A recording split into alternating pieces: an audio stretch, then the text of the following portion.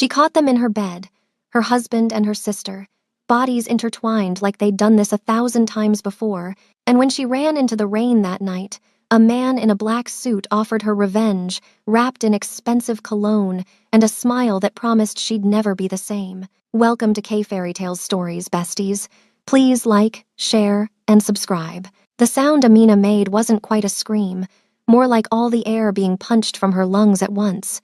She stood frozen in the doorway of her own bedroom, her grocery bag slipping from numb fingers, oranges rolling across hardwood floors she'd polished just that morning. The bedroom was dim, lit only by the amber glow of the bedside lamp she'd bought for their 2nd anniversary, and in that soft light, she could see everything. Her husband Marcus, his dark skin gleaming with sweat, his body moving over her twin sister Zara.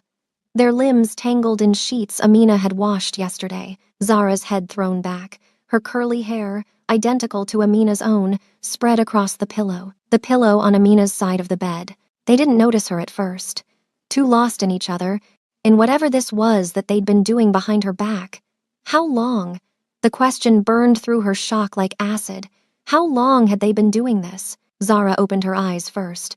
For one terrible second, their identical gazes met across the room, brown eyes to brown eyes, and Amina saw no shame there, no guilt, just irritation at being interrupted. "Marcus," Zara said, her voice breathy. "We have company." Marcus froze, then turned his head. His expression cycled through surprise, annoyance, and finally settled on something like defiance.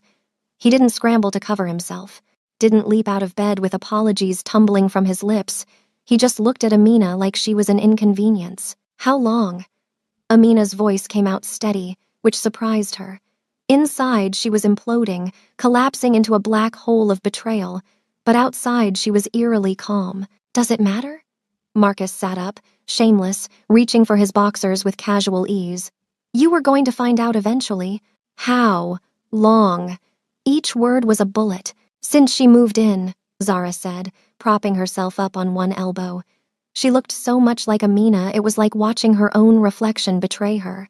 Same round face, same full lips, same curves. But where Amina had always been the careful one, the responsible one, Zara had been wild, reckless. 6 months, maybe 7 months. Amina had welcomed Zara into their home 7 months ago, when Zara called crying about losing her marketing job, needing a place to stay, needing help getting back on her feet. Amina had given her sister everything: a room, food, money for interviews, comfort during long nights when Zara claimed the job search was destroying her confidence. She'd held her twin while she cried, had told her everything would be okay, had promised they'd get through it together because that's what family did. That's what twins did. And the whole time, Zara had been climbing into bed with Marcus. "Get out," Amina whispered. "This is my house too," Marcus said, pulling on his jeans. "My name is on the lease. Both of you, get out of my sight. Baby, come on." Marcus had the audacity to sound annoyed. "Don't be dramatic. It just happened, okay? These things happen. For 7 months? It just happened for 7 months?" Amina's calm was cracking, rage seeping through the fissures. "In my bed? In my home? You were never really here anyway," Zara said, sitting up fully now, making no move to cover herself. "Always working, always busy, always too tired. What did you expect him to do?" The words hit like a slap. Amina had been working double shifts at the hospital where she worked as a nurse, trying to save money for the baby they'd been planning. The baby Marcus said he wanted, the baby they'd been trying for over a year to conceive. "I was working," Amina said slowly, "to save for our future. The future you told me you wanted." "Yeah, well," Marcus shrugged. "Plans change." Something inside Amina shattered. Not her heart, that had already broken. Something deeper. Some fundamental belief in the goodness of people, in the sanctity of family, in the meaning of love. It shattered into so many pieces, she knew she'd never put it back together. She turned and walked out of the bedroom. Behind her, she heard Zara laugh, high and cruel, so different from the sister who used to braid her hair and share secrets in the dark. Amina grabbed her purse from the kitchen counter, left everything else. The apartment they'd built together, the life they'd planned, the dreams she'd nurtured like fragile seeds. She left it all and walked out into the soul night, The rain started as soon as she hit the street, cold and merciless, soaking through her thin work scrubs within seconds. She walked without direction, without purpose, just away. Away from the apartment, away from the betrayal, away from the image of her husband and her sister burned into her brain like a brand. Her phone buzzed, Marcus calling. She threw it into a trash can without breaking stride. The streets of Gangnam blurred around her, all neon signs and luxury cars and beautiful people living beautiful lives. She'd always felt like an outsider in this neighborhood, a Nigerian nurse in one of Seoul's wealthiest districts. But Marcus had insisted. He worked in tech, made good money, wanted the prestigious address. She'd agreed, because making him happy had been her purpose for 3 years. She didn't realize she was sobbing until she couldn't catch her breath, until she had to stop walking and lean against a building, gasping like she was drowning on dry land. The rain mixed with her tears, and she didn't know where one ended and the other began. "Excuse me." A smooth voice, speaking English with a refined Korean accent. "Are you all right?" Amina looked up. A man stood a few feet away, holding a black umbrella that looked expensive enough to be a weapon. He was tall, Korean, probably in his early 30s, wearing a perfectly tailored black suit that molded to a lean, powerful frame. His face was the kind of beautiful that belonged in magazines, all sharp angles and perfect symmetry, but his eyes were what caught her. Dark and intelligent and entirely focused on her with an intensity that should have been uncomfortable but somehow wasn't. "I'm fine," she managed, which was such an obvious lie that he smiled slightly. "You're crying in the rain at midnight in Gangnam. That's many things, but fine isn't one of them." He moved closer, angling the umbrella to cover her. "I'm Kang Min-ho. I don't need help." But she was shaking now, shock settling in, her body finally catching up to what her mind had witnessed. "Perhaps not, but I'm offering it anyway." He shrugged off his suit jacket and draped it over her shoulders. It was warm from his body heat and smelled like expensive cologne and something else, something masculine and clean that made her head spin. "There's a cafe around the corner. Let me buy you something hot to drink." "Why?" She looked up at him, suspicious despite her devastation. "Why would you help a stranger?" Something flickered in his eyes, something dark and knowing. "Let's just say I recognize someone running from something, and I believe in collecting debts. I can't pay you back." "Who said anything about money?" His smile was slight, mysterious. "Come, you're soaked and in shock. 20 minutes in a warm cafe won't hurt." Amina knew she should refuse, should tell this beautiful stranger to leave her alone, should figure out her next move on her own. But she was so tired of being strong, of being responsible, of doing the right thing. And something about Kang Min-ho's presence was magnetic, pulling at her in ways she couldn't explain. 20 minutes, she whispered. 20 minutes, he agreed.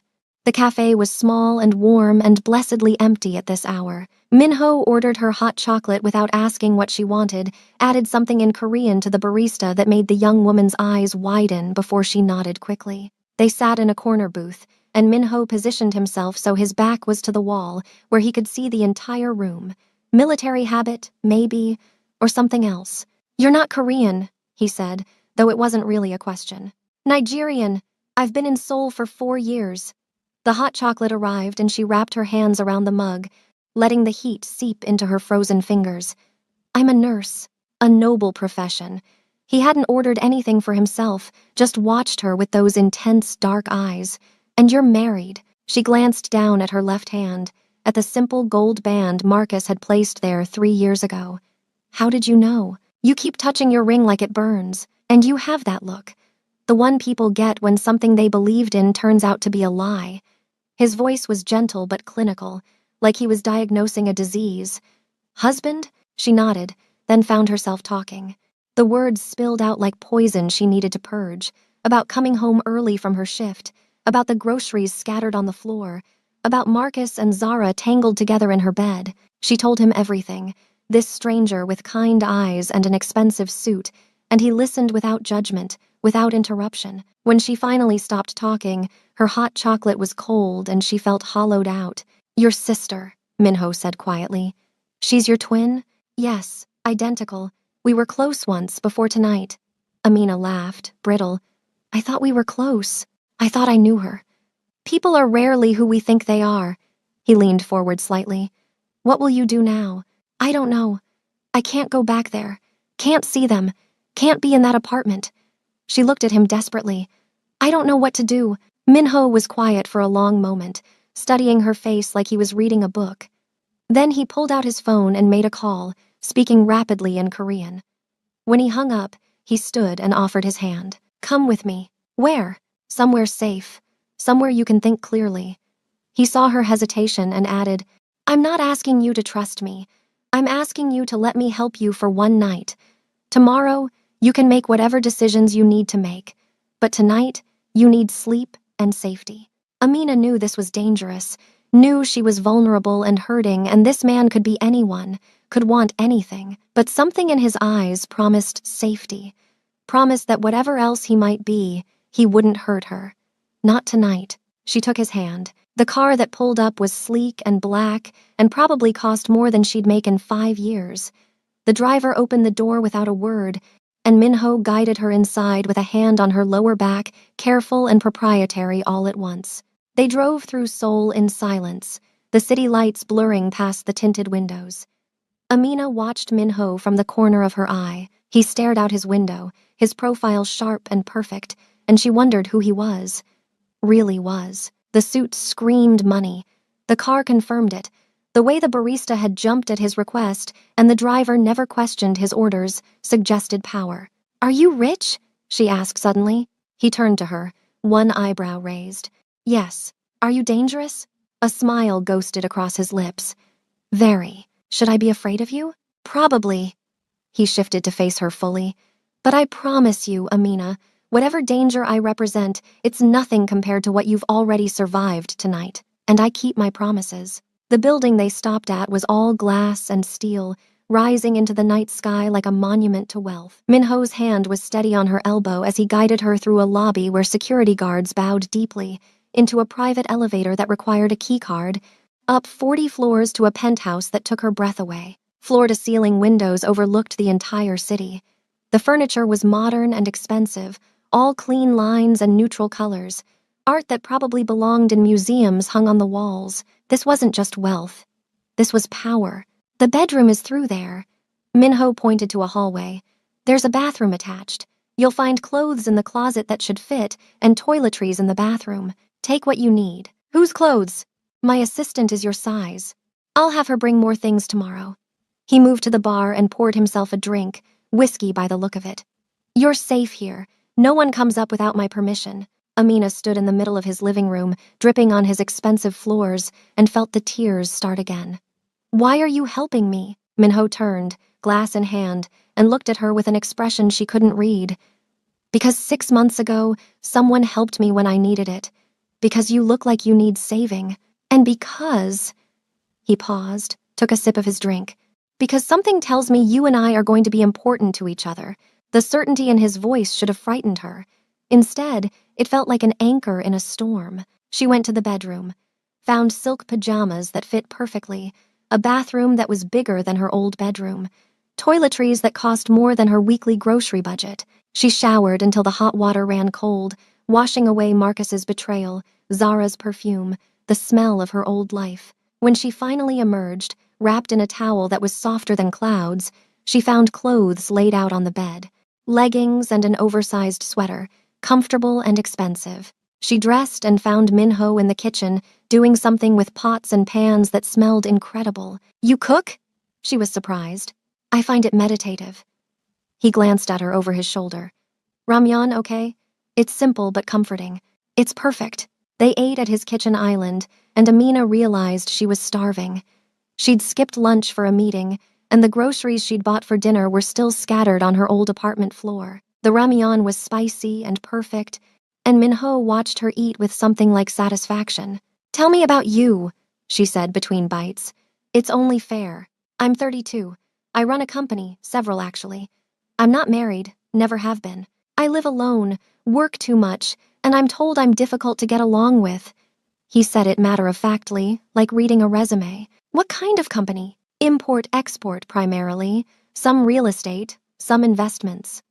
The way he said it suggested there was more, things he wasn't saying, but Amina was too tired to push. Thank you. she said softly. For tonight. For helping me. Don't thank me yet. His eyes met hers, dark and intense. I told you, I believe in collecting debts. What debt do I owe you? I haven't decided yet. He stood, started clearing dishes. But when I do, I'll let you know. For now, sleep. Tomorrow we'll figure out your next move. The bedroom was quiet and dark and safe. Amina crawled between sheets that smelled like expensive detergent and lay there, staring at the ceiling, expecting to cry. But the tears wouldn't come. She was cried out, wrung dry, left with nothing but a hollow ache where her heart used to be. She must have slept because she woke to sunlight streaming through windows and the smell of coffee. She emerged from the bedroom to find Min-ho at his dining table, wearing different clothes, a white shirt and black slacks, reading something on his phone. Coffee? He gestured to the pot. There's cream and sugar if you want it. She poured herself a cup and sat across from him. In the daylight, she could see him more clearly. He was beautiful in a way that was almost intimidating, all sharp features and elegant grace. But there was something else, too. Something hard and cold beneath the civilized surface, like a blade wrapped in silk. I need to go back, she said, to get my things. No. Min-ho set down his phone. You don't. Excuse me? Your husband and your sister are still there. Going back puts you in a position to be manipulated, to be convinced to forgive them, to be hurt again. His voice was calm but absolute. Send me a list of what you need. I'll have someone collect it. You can't just decide that. I can, and I am. He leaned forward. Amina, let me be clear. You walked into my life last night, and I made a decision. I'm going to help you, but I'm going to do it my way. And my way means you don't see them again until you're strong enough to face them without breaking. That's not your choice to make. Then make it yourself. Tell me you want to go back there. Look me in the eye and tell me you're ready to see them together, to hear their excuses, to face that apartment. He waited, and when she couldn't speak, he nodded. That's what I thought. I barely know you. Why do you care what happens to me?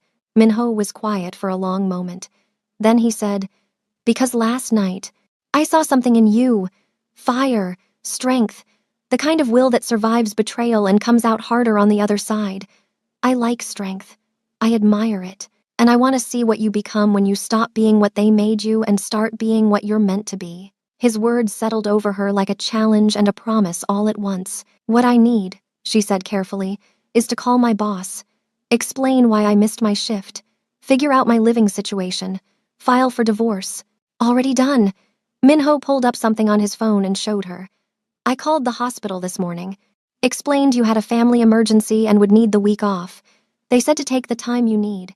As for living arrangements, you'll stay here. I can't impose. You're not imposing. I'm offering. He set the phone down. I have 4 bedrooms in this penthouse. I use one. The rest are empty.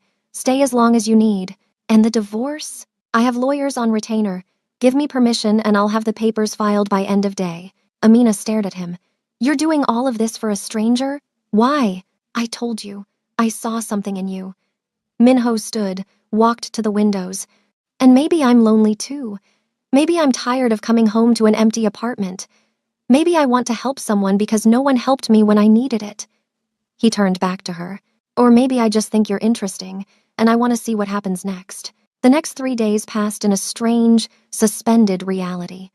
Min-ho left for work early and came home late, but he always made sure there was food in the refrigerator and that Amina had everything she needed. His assistant, a sharp woman named Ji-won, brought clothes in Amina's size, toiletries, even books and magazines. No one asked questions. No one judged. Amina spent the days sleeping, crying, and slowly putting herself back together. Min-ho's lawyers filed divorce papers. The hospital gave her 2 weeks' leave. Her phone, which Min-ho had somehow retrieved from the trash can, was full of messages from Marcus and Zara that she deleted without reading. On the 4th night, Min-ho came home to find her cooking. She'd made jollof rice, the smell filling his penthouse with spices that didn't belong in a bachelor's kitchen. What's this? He looked genuinely surprised. Dinner. You've been feeding me for 4 days. I wanted to return the favor. She dished up plates, nervous suddenly. I hope you like spicy food. They ate together, and she watched his face as he took the first bite. His expression shifted, eyes widening slightly. And then he smiled, really smiled. Not the polite curve of lips she'd seen before, but something genuine and warm. This is incredible. It's my grandmother's recipe. She taught me before she passed. Amina felt her throat tighten. I haven't made it since I moved to Seoul. Marcus didn't like spicy food. Marcus is a fool. Minho took another bite. In more ways than one, they ate in comfortable silence, and Amina realized this was the first meal she'd enjoyed in days, maybe weeks.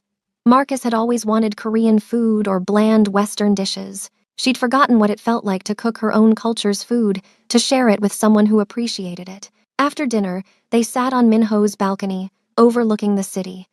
The night was clear, and Seoul sparkled below them like scattered diamonds. I got served today, Amina said quietly.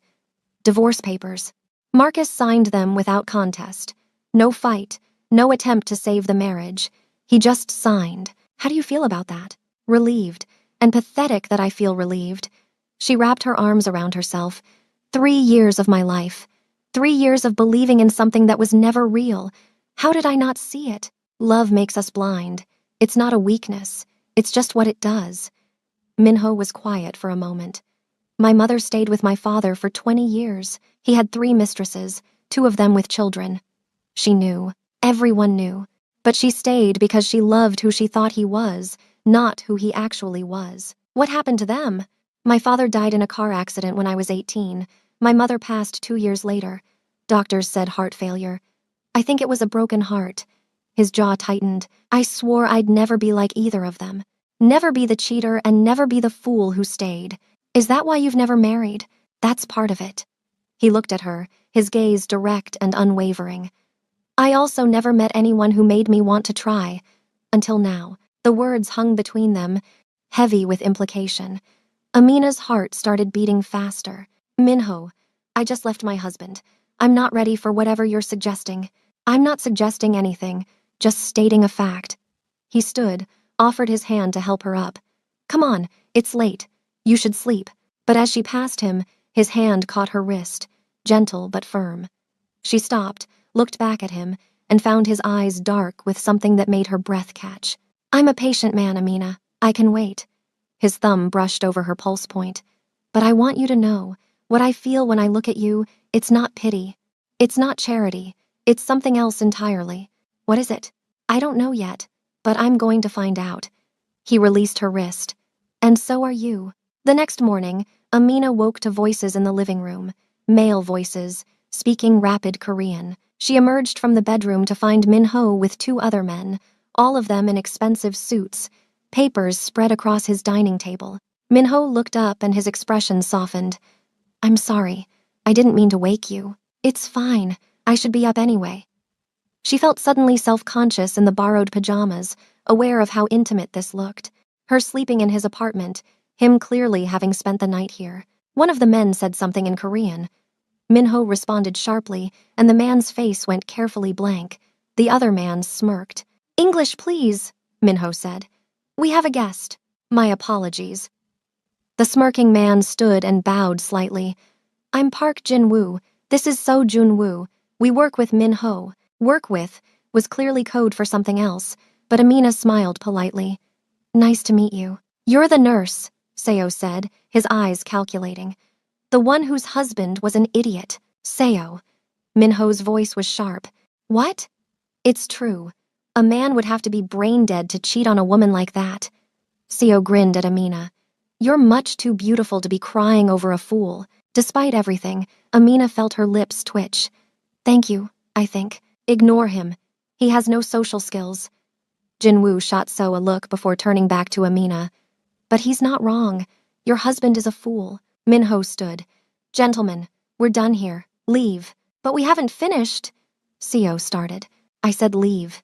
Minho's voice was cold enough to freeze blood. Now, they left, gathering papers quickly, and the silence they left behind was weighted. Minho turned to Amina, his expression unreadable. I apologize for that. They have no filter. It's okay. They seem nice. She moved to the kitchen, started making coffee. What do you really do, Minho? You said import-export. But those men, they seem like more than business associates. They are. He followed her, leaned against the counter. I'm what you might call a fixer. When people have problems they can't solve through legal channels, they come to me. I solve those problems. That sounds dangerous. It can be. But I'm very good at it. He watched her make coffee with an intensity that made her hands shake slightly. Does it frighten you? Should it? Probably. The same answer he'd given her that first night. But you're still here. I'm still here, she agreed, pouring 2 cups. They drank coffee in silence, and Amina felt the weight of what wasn't being said. Minho was dangerous. His world was dangerous. Getting close to him would be dangerous. But she'd been safe her whole life, had played by the rules, had been the good girl, and where had that gotten her? Betrayed and broken.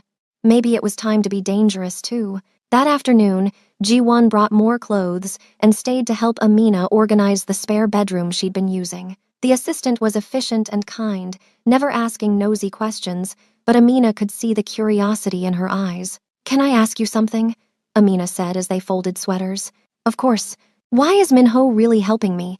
He says he saw something in me, but that seems like a thin reason to let a stranger live in his home." Ji-won was quiet for a moment, then said carefully, "Mr.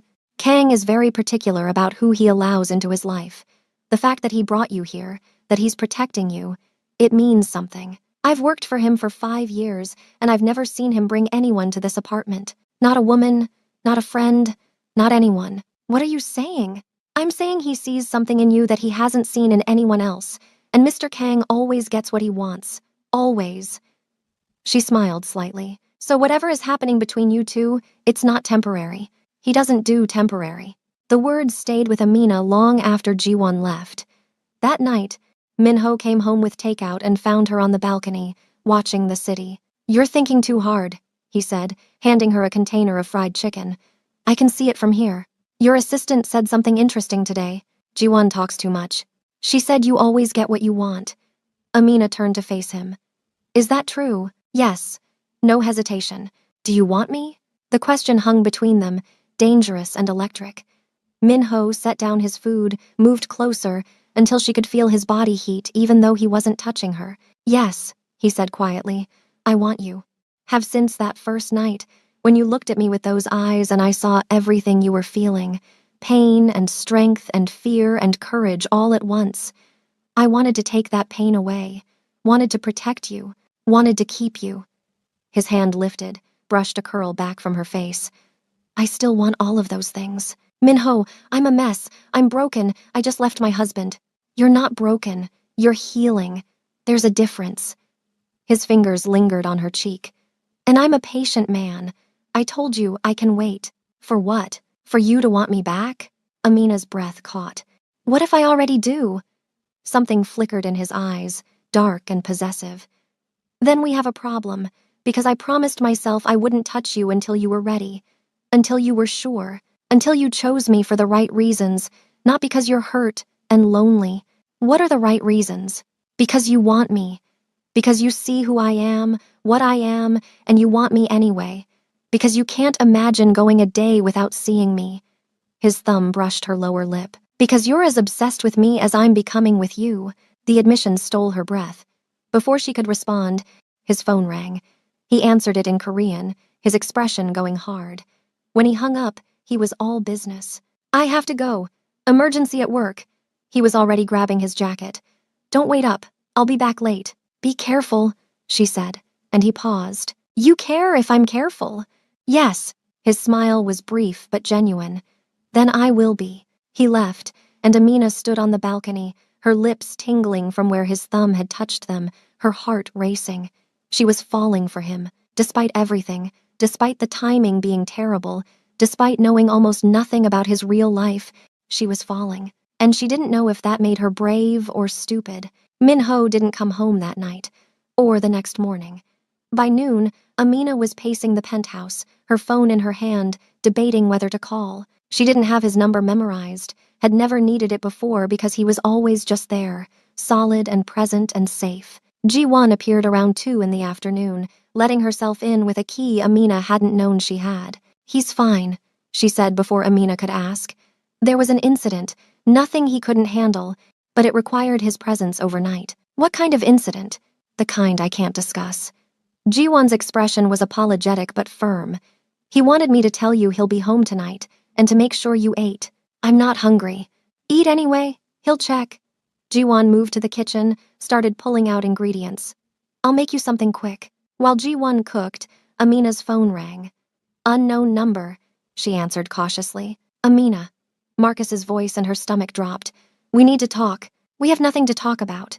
Please, just hear me out. I made a mistake. Zara and it was just physical. It didn't mean anything. I want to fix this.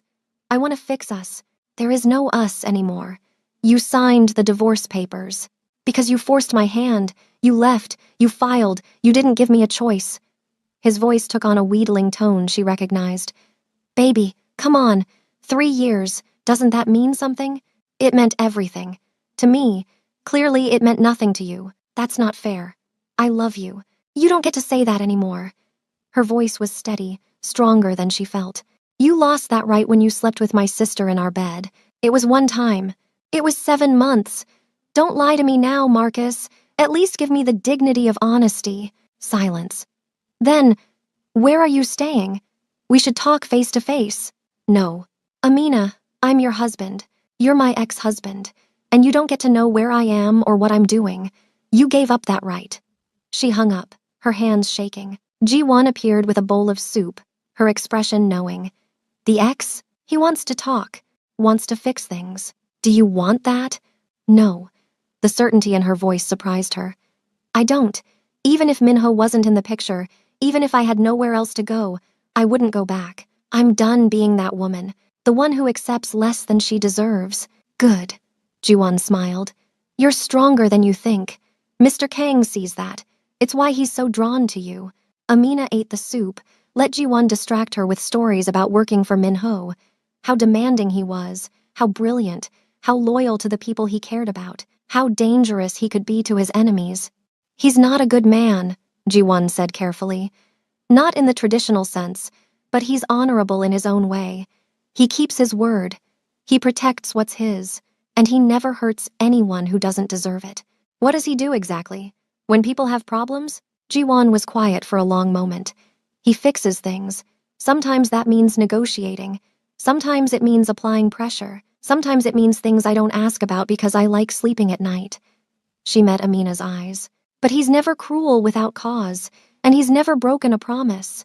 That night, Minho finally came home. It was past midnight, and Amina had dozed off on the couch waiting.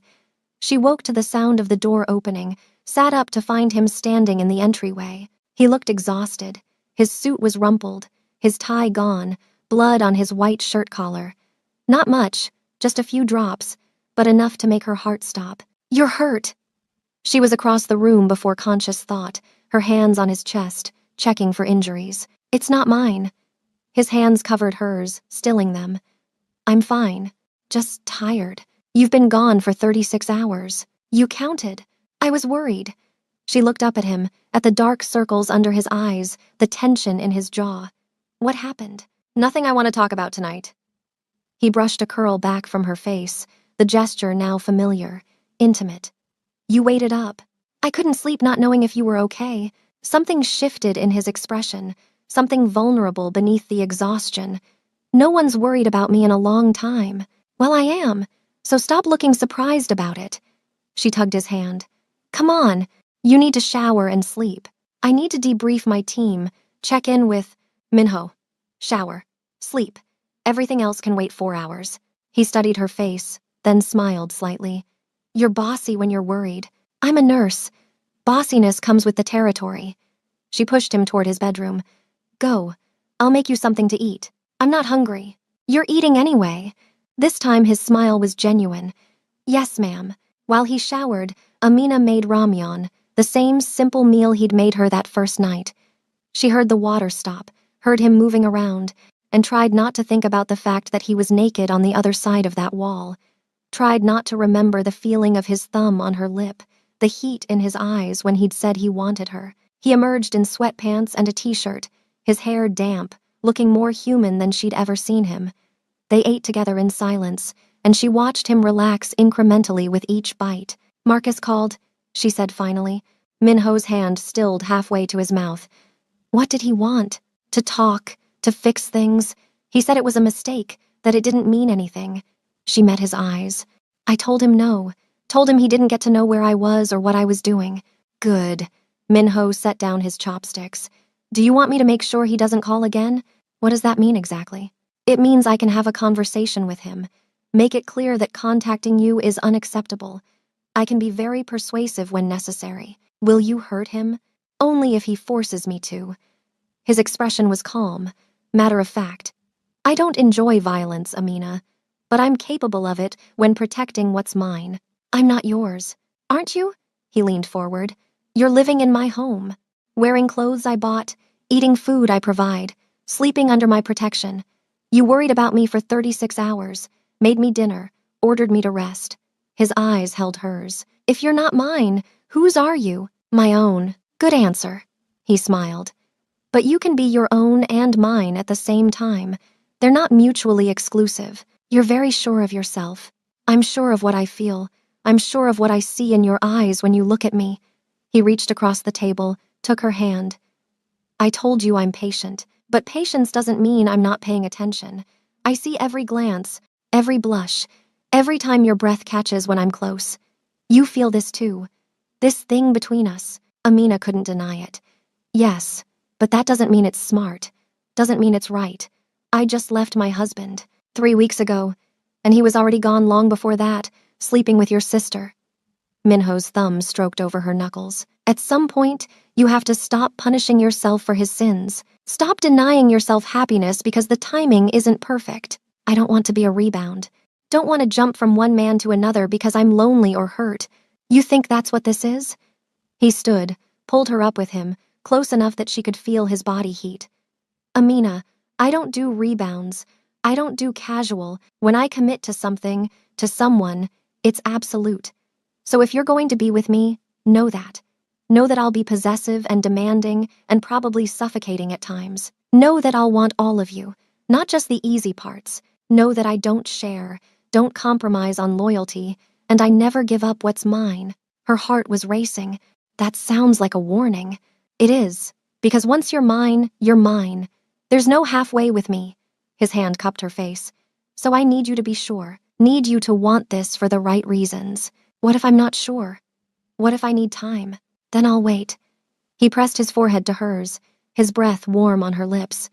But don't make me wait too long. I'm patient, but I'm not a saint. They stood like that, breathing the same air, not quite kissing, but close enough that it felt like a promise. Finally, Minho pulled back. I need to sleep. 4 hours like you ordered. He squeezed her hand. Thank you, for waiting up, for caring. You don't have to thank me. Yes, I do, because no one else would have. He walked to his bedroom door, paused. Amina, lock your door tonight. Not because I don't trust myself, but because I want you too much to risk making a mistake. He closed the door before she could respond. Amina stood in his living room, her hand tingling where he'd held it, her whole body humming with want. She went to bed, but she didn't lock her door, and she lay awake for hours, wondering if he noticed. The next morning, Amina woke to her phone ringing. Zara's name flashed on the screen. She almost didn't answer, but something made her pick up. What do you want? To apologize. Zara's voice was small, nothing like the confident woman who'd been in Amina's bed. I know you probably don't want to hear from me, but I need to say I'm sorry. You're right. I don't want to hear from you. Please, just let me explain. It wasn't supposed to happen. Marcus and I, there was chemistry and we couldn't help it and... Stop. Amina's voice was cold. You could help it. Every single time you chose to sleep with my husband, you could have chosen not to. Every time you looked me in the eye and lied, you could have told the truth. So don't tell me you couldn't help it. You chose this. I love him, Amina. I know that sounds awful, but I do. I love him, and he loves me. The words should have hurt. Instead, Amina felt nothing but a distant sort of pity. Then you can have him, but you can't have me. You're my sister, my twin, and you betrayed me in the worst possible way. I'll never forgive that. We're family. You have to forgive me eventually. No, I don't. Family doesn't mean you get to hurt me without consequences. Amina's voice broke slightly. We shared a womb, Zara. We were supposed to protect each other. You were supposed to be the one person in the world I could trust completely, and you destroyed that. I'm sorry. Zara was crying now. I'm so sorry. Sorry doesn't fix this. Nothing fixes this. Amina hung up. She was shaking, tears streaming down her face, when strong arms wrapped around her from behind. Min-ho, still warm from sleep, pulled her back against his chest. I heard your voice, he murmured into her hair. Heard you crying. My sister called. She wanted to apologize. And I told her I'd never forgive her. Amina turned in his arms, buried her face against his shoulder. She was my twin. We were supposed to be connected. How could she do that to me? Because people are selfish. Because they want what they want and they don't care who they hurt to get it. His hand stroked her back, soothing. But that's on her, not you. Her choices, her sins, not yours. I feel so stupid. For not seeing it. For trusting them. Trust isn't stupid. It's brave. And the fact that they broke that trust says everything about them and nothing about you. He pulled back to look at her face, wiped her tears with his thumbs. You're strong, Amina, stronger than you know. And you're going to get through this. How do you know? Because you already are. Because you're standing in my kitchen crying over people who don't deserve your tears, but you're still standing. That's strength. He pressed a kiss to her forehead. Now, breakfast. Then we're going out. Out where? It's a surprise. An hour later, they were in Min-ho's car, driving through Seoul. He wouldn't tell her where they were going, just smiled mysteriously and held her hand across the console. They ended up at a gallery, modern and bright, filled with art from African artists. I thought you might like this, Min-ho said as they walked through, his hand on her lower back. Ji-won mentioned you missed home sometimes, missed your culture. Amina stopped in front of a painting, vibrant colors depicting a Nigerian market scene. It was so familiar it hurt. Women in bright fabrics, children playing, the chaos and beauty of home. Tears burned her eyes again, but this time they were different. Grateful tears. This is incredible, she whispered. There's more. Min-ho led her to another room where sculptures and textiles were displayed. They spent 2 hours there, Min-ho listening as Amina explained the significance of different pieces, the cultural context, the memories they triggered. He asked questions, genuinely interested, and she fell a little more in love with him with each one. After the gallery, they had lunch at a Nigerian restaurant Amina hadn't known existed in Seoul. The owner, a woman named Chinwei, greeted them warmly and served them food that tasted like home. Jollof rice, pounded yam, egusi soup, all perfect, all exactly what Amina's soul needed. How did you find this place? She asked Min-ho between bites. I called every African restaurant in Seoul until I found one that served Nigerian food. Then I called ahead and ordered everything they had. He watched her eat with that same satisfied expression from before. You needed this. Needed to remember who you are beyond what Marcus tried to make you. He didn't try to make me anything. He tried to make you small. Tried to fit you into his world without making space for yours. He wanted you to cook his food, speak his language, be convenient. Min-ho leaned forward. I don't want convenient. I want you. All of you. Your culture, your language, your food, your history. I want to learn it all. Why? Because it's part of you. And I want every part of you I can get. After lunch, they walked through a nearby park. It was a beautiful day, warm and clear, and Seoul felt less foreign than it had in years. Min-ho bought her ice cream, and they sat on a bench watching people pass. Thank you for today, Amina said softly. I needed this more than I knew. I know. That's why I planned it. He turned to her, his expression serious. I want you to be happy, Amina. Want you to feel at home here, with me. Whatever you need, whatever makes you feel whole, I'll provide it. You can't buy happiness. No, but I can create space for it, can remove obstacles, can make sure you have everything you need to find it yourself. His hand found hers. And maybe I can be part of that happiness, if you'll let me. Before she could respond, a woman's voice called out in Korean. They both turned to see an elegant older woman approaching, her expression curious and calculating. She was beautiful despite her age, with the kind of grace that came from wealth and confidence. Min-ho's entire demeanor changed. He stood, putting himself slightly in front of Amina, his body language protective and cold. Mother, he said in English, his voice flat. What are you doing here? I might ask you the same question. The woman's eyes moved to Amina, cataloging her in an instant. And who is this? A friend? A friend you're holding hands with in public? How interesting. She switched to English, accented but perfect. I'm Kang Sun-hee, Minho's mother, and you are Amina Okonkwo. Amina stood, extended her hand.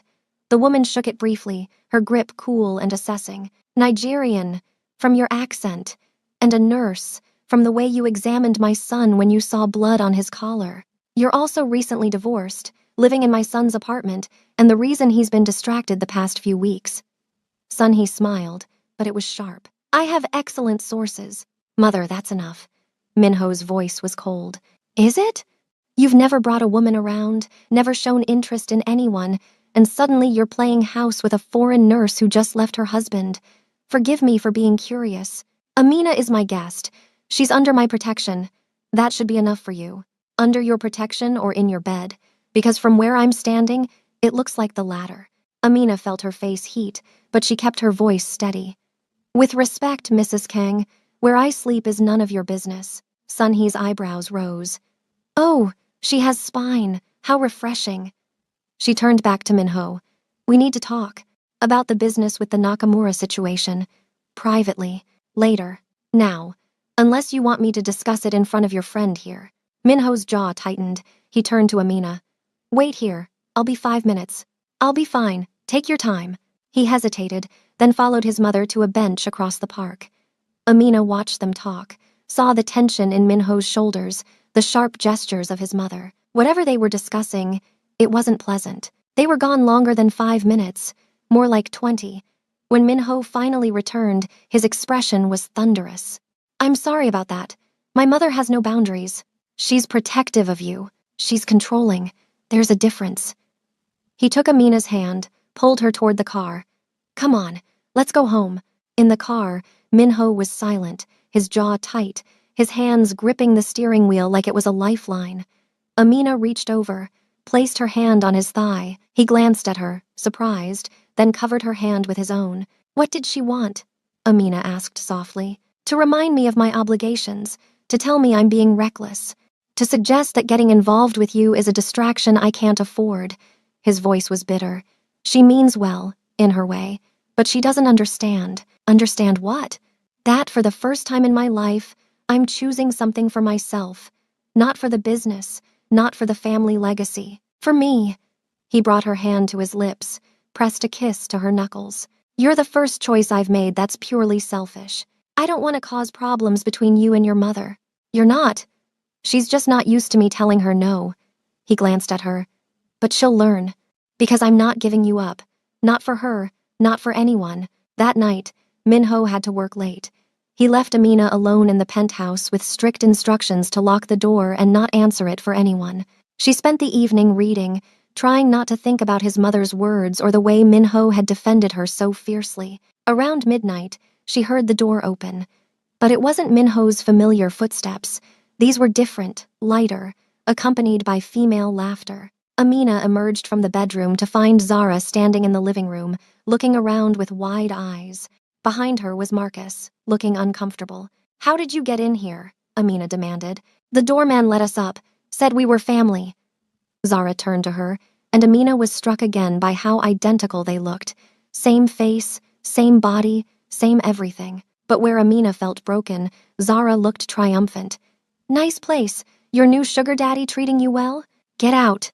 We just want to talk. Marcus stepped forward, his expression pleading. Baby, please. We need to work this out. There's nothing to work out. We're divorced. You made your choice. She seduced me, Marcus said, pointing at Zara. It was her fault.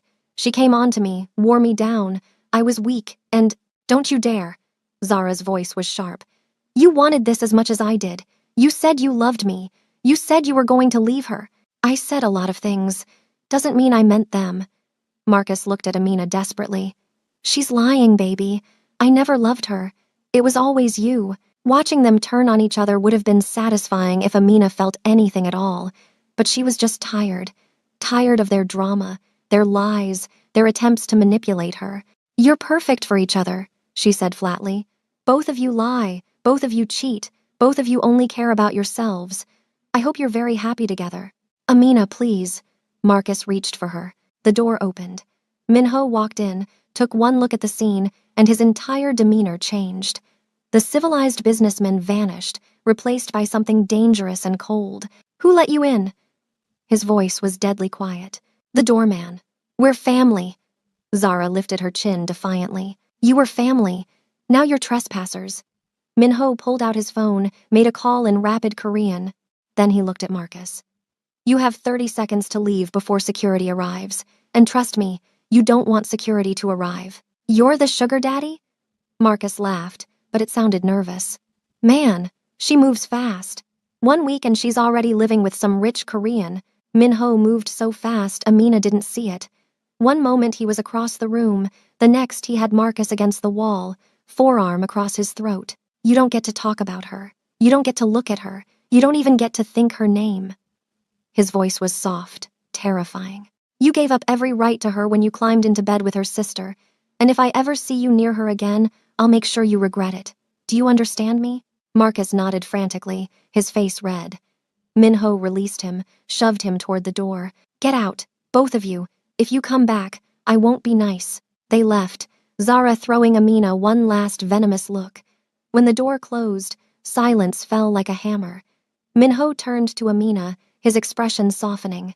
"Are you okay?" "I'm fine. Better than fine, actually." She smiled slightly. That felt good. Watching them scramble. Watching them turn on each other. "They're pathetic." Minho crossed to her, pulled her into his arms. "And they're gone now. I'll make sure they never bother you again. Your mother was right. I'm a distraction. A complication. You're neither. You're a choice. My choice." He tilted her face up. "And I choose you. Every single time." Amina looked at him, at this dangerous man who'd shown her more kindness than anyone in her life, and made a decision. "I want you," she whispered. "I don't care about timing or what's smart or anything else. I just want you." Minho's eyes darkened. "Amina, you need to be sure." "I am sure. I've been sure since the night you made me ramyeon and told me I was worth saving." She reached up, touched his face. "Make me forget them. Make me forget everything except this moment." He hesitated for half a second. Then he kissed her. It wasn't gentle. It was claiming, possessive, everything he'd promised he would be. His hands tangled in her hair, his body pressed against hers, and Amina felt something inside her shatter and reform into something new. She kissed him back with equal intensity, pouring 3 weeks of longing into it, letting herself feel everything she'd been holding back. Minho lifted her effortlessly, her legs wrapping around his waist as he carried her to his bedroom. The door closed behind them, and the world disappeared, leaving only heat and want, and the desperate need to be close to someone who saw her, really saw her, and wanted her anyway. Later, much later, Amina lay in Minho's bed, wrapped in his sheets that smelled like him, feeling his heartbeat steady against her back. His arm was heavy around her waist, possessive even in sleep. She should have felt guilty, should have worried about moving too fast, but all she felt was safe and wanted and alive in a way she hadn't been in years. Minho stirred, pressed a kiss to her shoulder. "You okay?" "Perfect. Good." He pulled her closer. "Because you're not leaving this bed for at least 12 hours. I'm not done with you yet." Amina smiled in the darkness. For the first time since that terrible night 3 weeks ago, she felt like maybe, just maybe, she was going to be okay. More than okay. She was going to be happy. Amina woke to sunlight streaming through unfamiliar windows and the warm weight of Minho's arm draped across her waist. For a moment, she forgot where she was, forgot everything that had happened. Then memory crashed back. The night before, Minho's hands on her skin, his mouth claiming hers, the way he'd made her forget her own name. She should have felt awkward, should have been planning her escape from his bed, but instead, she felt anchored, safe, like she'd finally found a place she belonged. "You're thinking too loud," Minho murmured against her neck, his voice rough with sleep. "I can hear it from here. I was just wondering if last night was real or if I imagined it." "It was real!" He tightened his arm around her, pulled her closer until there was no space between them. "And we're going to do it again, multiple times, starting now. Minho, we should talk about what this means. It means you're mine now. Officially, completely mine." He rolled her onto her back, propped himself up on one elbow to look at her. His dark hair was disheveled, his eyes soft in the morning light, and he'd never looked more beautiful. That's what it means. That's very possessive. I warned you. I told you I don't do halfway. His hand cupped her face with devastating gentleness. You're mine, Amina, and I'm yours. That's the deal. I didn't agree to any deal. You did. Last night, when you asked me to make you forget. When you let me touch you. When you said my name like a prayer. His thumb brushed her lower lip. You agreed to all of it. Now you're stuck with me. Despite herself, Amina smiled. You're very sure of yourself. I'm sure of us. He kissed her, slow and deep, and she felt herself melting into him. When he finally pulled back, they were both breathing hard. Now, shower, then breakfast. I'm taking the day off. You're taking a day off? You? For you. Yes. He climbed out of bed, completely unself-conscious in his nakedness, and held out his hand. Come on, we're showering together. I'm not letting you out of my sight today. The shower was an exercise in restraint that neither of them had. By the time they emerged, the water had run cold, and Amina's legs were shaking. Minho wrapped her in a towel that was bigger than she was, dried her with careful attention, then carried her back to bed. I thought we were having breakfast, she protested weakly. We will, eventually. He kissed her neck, her collarbone, lower. Right now I'm busy. They never made it to breakfast. It was past noon when they finally emerged from his bedroom, both starving and completely disheveled. Minho made them lunch while Amina sat at his kitchen island, wearing one of his shirts and nothing else, watching him move around his kitchen with easy grace. This is dangerous, she said softly. What is this? Us. How easy it is. How right it feels. She pulled his shirt closer around herself. I'm scared I'm going to wake up and it'll all be gone. Minho set down the knife he'd been using, came around the island to stand between her knees. His hands settled on her thighs, warm and possessive. I'm not going anywhere. Neither are you. This isn't temporary, Amina. I told you, when I commit, it's absolute. He pressed his forehead to hers. You're scared because the last person you trusted destroyed you. But I'm not him. I won't lie to you. Won't cheat on you. Won't make you doubt yourself.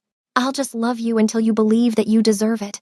The word love hung between them, enormous and terrifying and perfect. You love me? Her voice was barely a whisper. Yes, have for weeks. Maybe since that first night, when you looked at me with those eyes and I saw everything you were. He pulled back to look at her. I know it's fast. I know it's probably too much. But I don't believe in lying about what I feel. So, yes, I love you. Tears burned her eyes.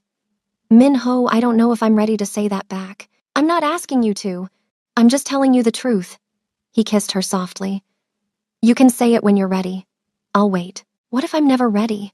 Then I'll love you enough for both of us. He smiled, that rare, genuine smile that transformed his face. Now eat. You're going to need your strength. For what? For later.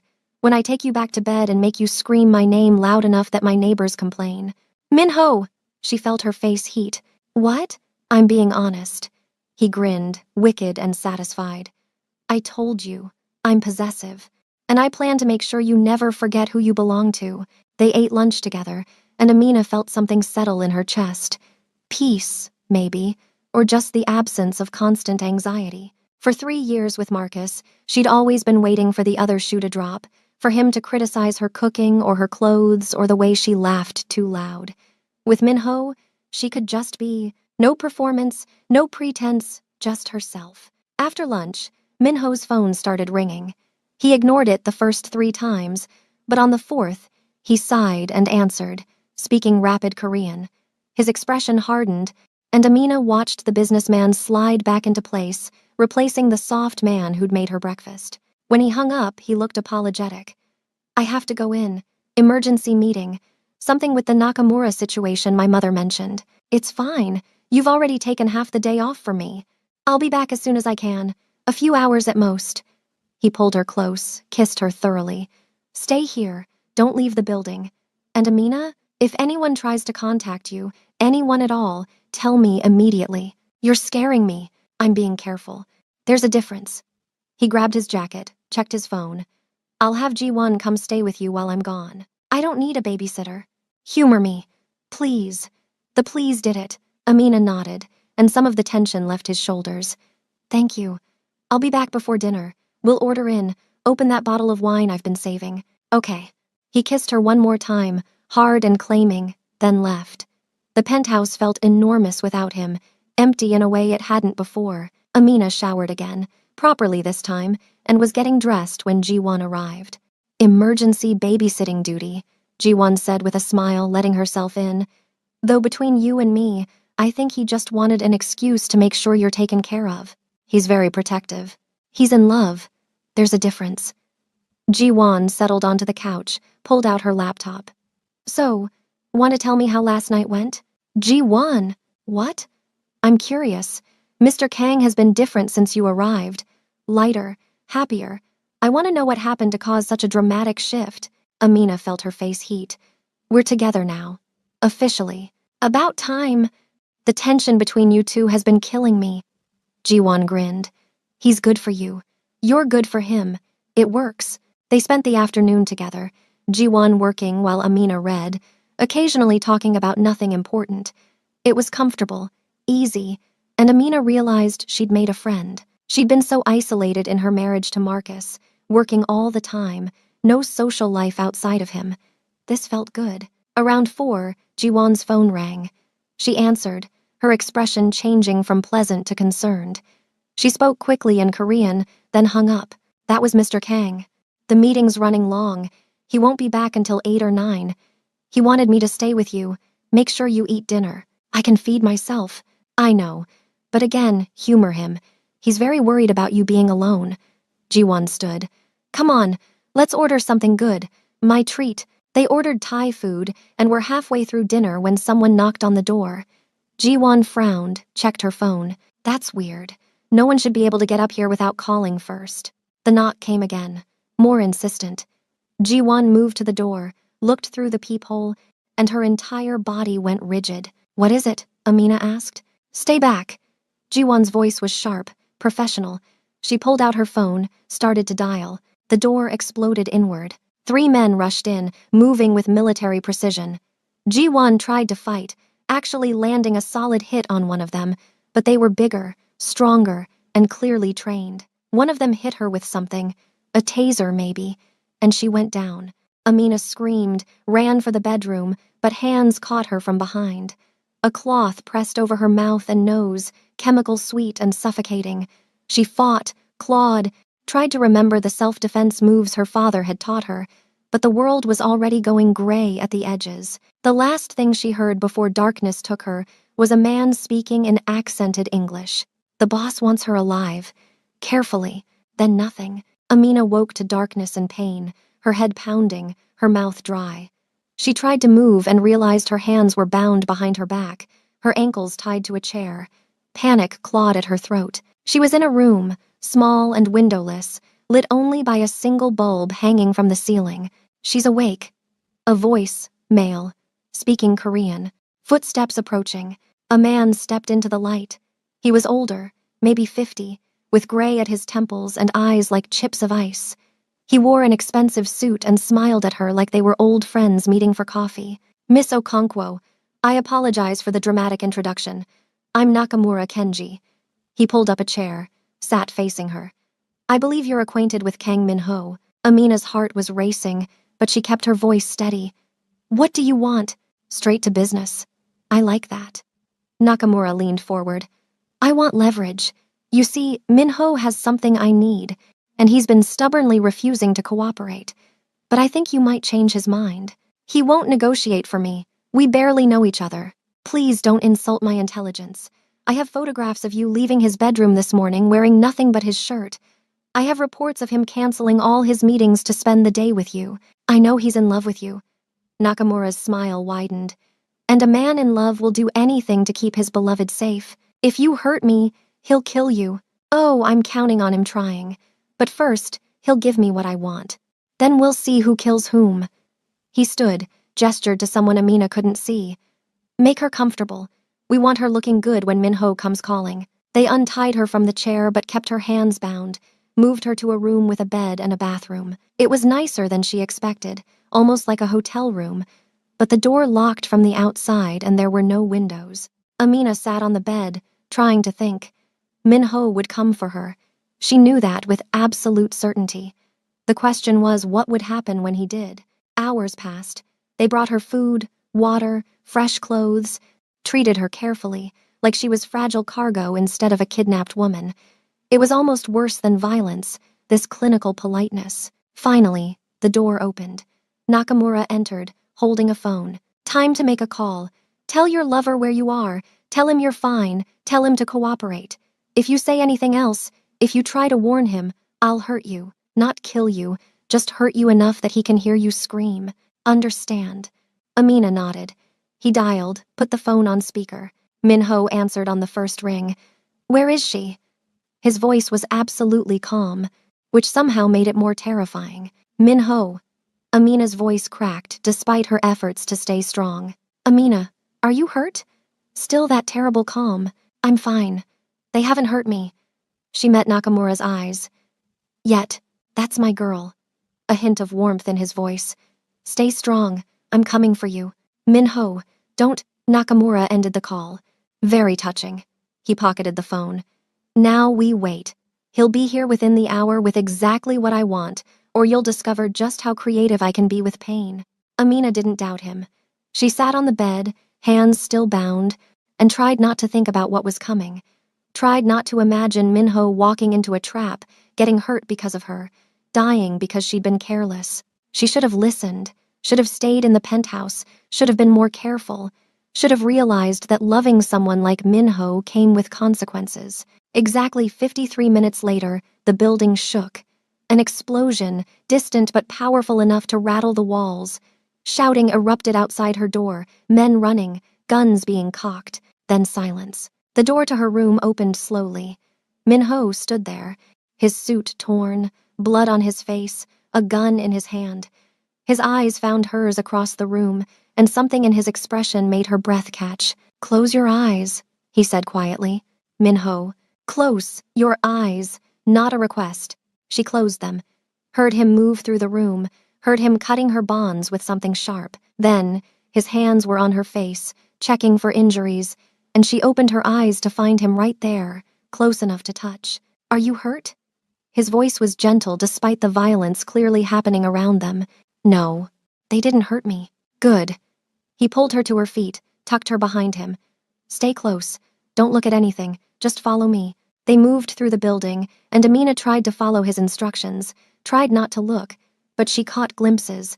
Bodies on the floor, blood on walls, men in Minho's organization clearing rooms with brutal efficiency. This wasn't a rescue. It was a massacre. Outside, cars were waiting. Minho put her in the back of one, got in beside her, barked orders in Korean. They peeled out as more explosions rocked the building behind them. Is Ji-won okay? Amina asked, her voice shaking. She's fine, conscious and angry about getting tasered, but fine. Minho pulled her onto his lap, held her so tight she could barely breathe. I'm sorry. I'm so sorry. This is my fault. I should have protected you better. It's not your fault. It is. Nakamura took you to get to me. He hurt you because of me. His voice was raw with something she'd never heard before. Fear, maybe, or just the aftermath of it. When I got that call, when I heard your voice, He stopped, just held her tighter. I'm okay. I'm here. We're both okay. You shouldn't be here. Shouldn't be in my world. It's too dangerous. But even as he said it, his arms tightened, contradicting his words. Too late. I'm already here. Amina. No. Don't you dare try to push me away because you're scared. Don't you dare use this as an excuse to protect me by leaving me. She pulled back to look at him, at his bloody, beautiful face. I'm not going anywhere. Do you understand? I'm staying, with you, no matter what comes. Something in his expression broke. He kissed her, desperate and claiming, tasting like fear and relief and love. When they finally broke apart, they were both shaking. I love you, Amina whispered. I should have said it this morning, should have said it the moment I realized it. I love you, Minho. Completely, terrifyingly, I love you. His eyes closed, his forehead pressed to hers. Say it again. I love you. Again. I love you. She cupped his face. And I'm not going anywhere. Ever. They went back to the penthouse, but Minho didn't let her out of his sight. He showered with her, washed the day away with gentle hands, then carried her to bed and held her like she might disappear if he loosened his grip. I thought I lost you, he said into the darkness. For 3 hours I thought you were gone, that he'd hurt you or killed you or… His voice broke, but he didn't. I'm here. I'm safe. Because I burned down half of Seoul to get to you. Because I called in every favor, used every connection, threatened people I've worked with for years. Because I would have destroyed everything to get you back. He pulled her closer. That's what you mean to me. Everything else, the business, the reputation, the power, none of it matters if you're not here.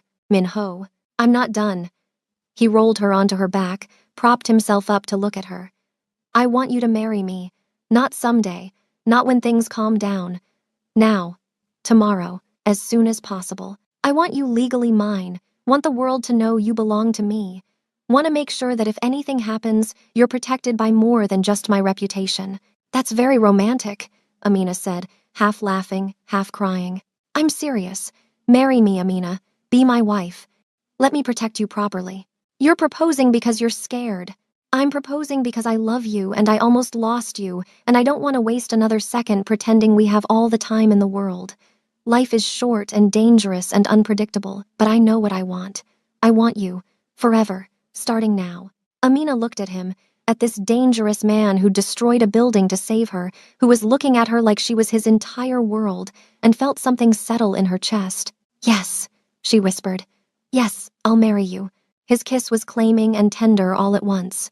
They made love slowly, carefully, Minho worshipping every inch of her skin like he was memorizing her, like he needed to prove to himself she was really there. Afterward, as they lay tangled together, Minho's phone buzzed. He checked it, his expression hardening. What is it? Nakamura. He's alive. Barely, but alive. Minho set the phone down. My people have him. I need to go deal with this. Deal with it how? The way I deal with people who threaten what's mine. He kissed her forehead. Stay here. Sleep. I'll be back in a few hours. Minho, don't do anything you'll regret. I won't regret this. He stood, started dressing. He took you, hurt Ji-won, threatened everything I've built. There's only one way this ends. Amina knew what he meant, knew what he was going to do. She should have tried to stop him, should have argued for mercy or justice through proper channels. But she thought about those 3 hours of captivity, the fear, the way Nakamura had smiled while threatening to hurt her, and she couldn't find it in herself to care what happened to him. Be careful, was all she said. Always. He kissed her one more time. I love you. I love you too. He left, and Amina lay in his bed, staring at the ceiling, trying to process everything that had happened. 24 hours ago, she'd been unsure about their relationship, worried about moving too fast. Now she was engaged to a man who'd burned down half a criminal empire to save her, who'd just gone to kill someone to protect her. She should have been horrified, should have been questioning her choices. Instead, she just felt safe, cherished, loved in a way that was probably unhealthy but felt more real than anything she'd ever experienced. Minho returned 3 hours later. He showered, the water running for a long time, and when he finally came to bed, he smelled clean and looked exhausted. He pulled her close without a word, and she didn't ask what had happened, didn't need to. It was done.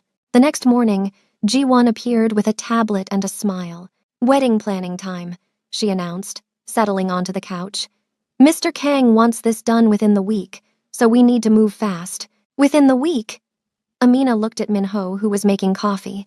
I told you. I'm not waiting. He brought her a cup, kissed her temple. Pick whatever you want. Dress, flowers, venue, guest list. Whatever makes you happy. Money is no object. Minho, we should at least… No, we shouldn't.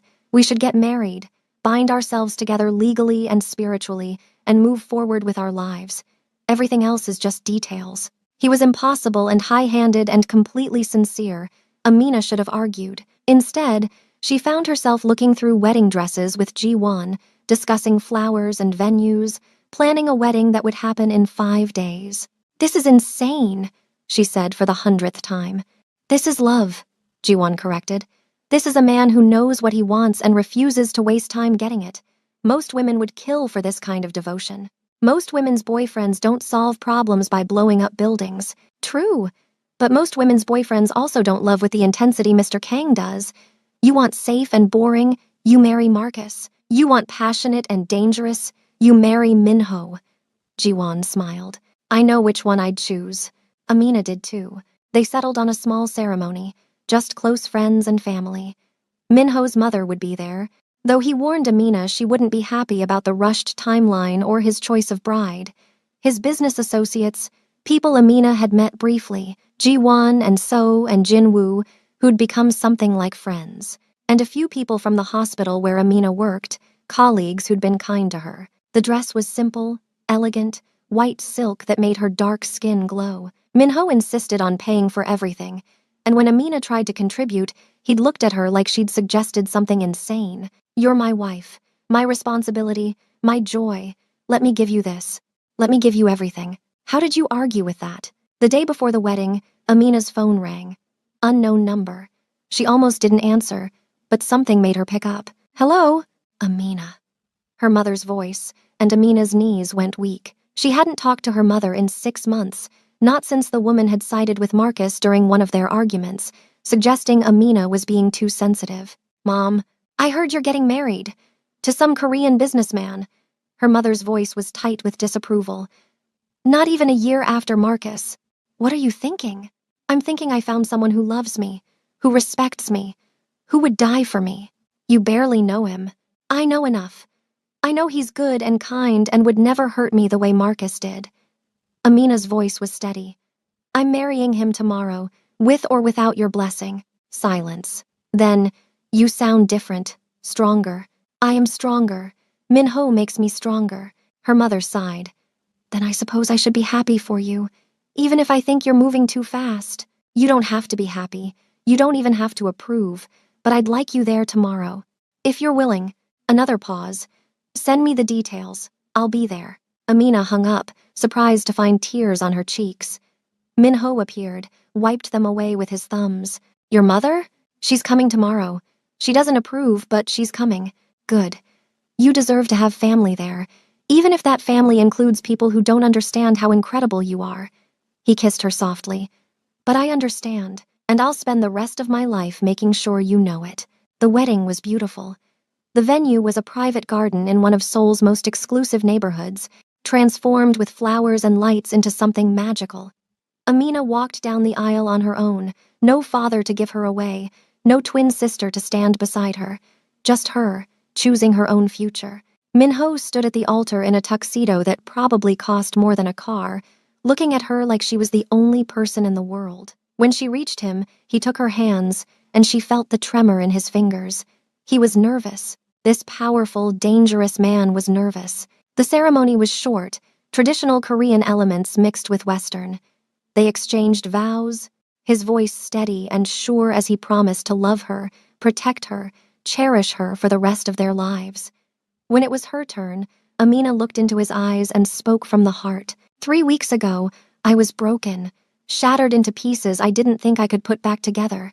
You found me in the rain, bleeding and lost, and you decided I was worth saving. Not because you pitied me, but because you saw something in me I'd forgotten I had. Strength, fire, worth. You gave me a home when I had nowhere to go. You gave me safety when I felt hunted. You gave me love when I thought I'd never deserve it again. And now I'm giving you everything I am and everything I'll become. I love you, Minho. Completely. Forever. No matter what comes. His eyes were wet when she finished. The officiant pronounced them married, and Minho kissed her like he was claiming her soul. The small crowd applauded, and Amina felt something settle in her chest. Peace, maybe, or just the certainty that she'd made the right choice. The reception was intimate, good food and better wine and dancing under string lights. Minho's mother approached Amina while he was talking with Jinwoo and Seo. You surprised me, Sunny said. I thought you'd run, thought the kidnapping would scare you away. Why would I run from the person who saved me? Because he's dangerous, because his world is violent, because loving him means living with constant fear. Sun Hee's expression was complicated. But you're not afraid, are you? I'm terrified, every day, but I love him more than I fear what might happen. Amina met the older woman's eyes. He makes me brave. Something in Sunhee's expression softened. Then perhaps you're exactly what he needs. Someone who sees the danger and stays anyway. Someone who loves him for who he is, not what he can provide. She touched Amina's arm briefly. Welcome to the family, daughter. I hope you survive it. It was the closest thing to approval Amina was going to get, and she'd take it. Later, Minho found her on the terrace, looking out at Seoul's lights. He wrapped his arms around her from behind, his chin resting on her shoulder. Happy? Deliriously. She leaned back against him. Though it still doesn't feel real. 4 weeks ago, I was married to Marcus. Now I'm Mrs. Kang. Mrs. Kang, he repeated, like he was tasting the words. I like the sound of that. So do I. They stood there, wrapped in each other, and Amina felt the last piece of her broken heart slot into place. She was whole again, not because Minho had fixed her, but because he'd given her space to fix herself, had believed in her strength when she'd forgotten she had any. Thank you, she whispered. For what? For seeing me that night, for stopping, for deciding I was worth saving. Minho turned her in his arms, cupped her face. You saved me too, you know. I was empty before you. Going through motions, building an empire for no reason except that's what I knew how to do. You gave me purpose, gave me something worth protecting beyond money and power. You gave me a reason to be better. I love you. I love you too.